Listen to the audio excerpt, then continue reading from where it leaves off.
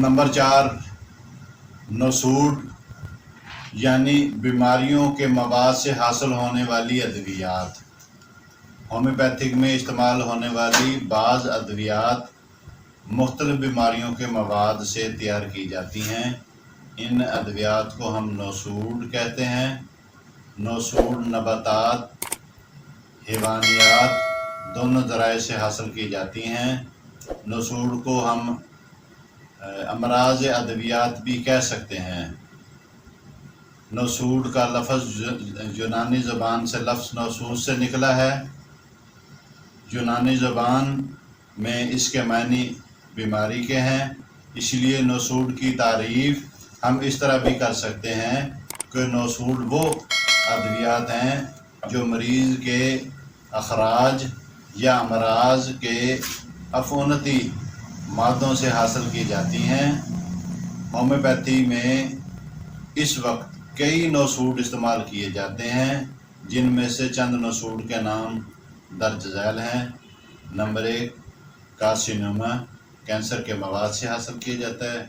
हाइड्रोफोबिनम पागल कुत्ते की राल से यानी थूक से। इन्फ्लूएंजा वबाई नज़ला ज़ुकाम के मवाद से।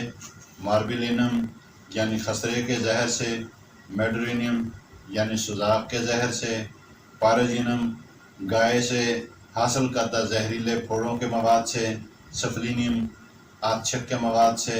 सलानियम खारिश से यानी खारिश के अंदर जो दाने उसमें से जो मवाद बहने वाला मवाद होता है उससे। ट्यूबरकुलोनियम टीबी यानी फेफड़ों से हासिल करदा तबदक के जहर से। वारोलिनम चेचे के दानों से हासिल मवाद से हासिल किए जाते हैं। ये वाज़ह रहे कि नसूड सिर्फ उस मरीज़ के तमाम केसों ही में शिफा नहीं देगा जिसमें वो बनाए गए हैं, बल्कि वो दूसरी किस्म के मरीज़ों में भी अपनी अलामात के मुताबिक शिफा याबी की खासियत रखते हैं। नसूड बतौर बिलमिसल दवा ऊंची ताकतों में बेहतरीन काम करते हैं। ये बात याद रखने की है कि नसूड को उस वक़्त इस्तेमाल नहीं करना चाहिए जब मरीज़ की कुव्वत हयात यानी वाइटल फोर्स बहुत ही कमज़ोर हो। नसूड का इस्तेमाल नहायत एहतियात से करना चाहिए। नेज़ नसूड को मुतअद्दी अमराज के तदारक के लिए बतौर हिफ्ज़ मातकदम भी इस्तेमाल कराया जा सकता है।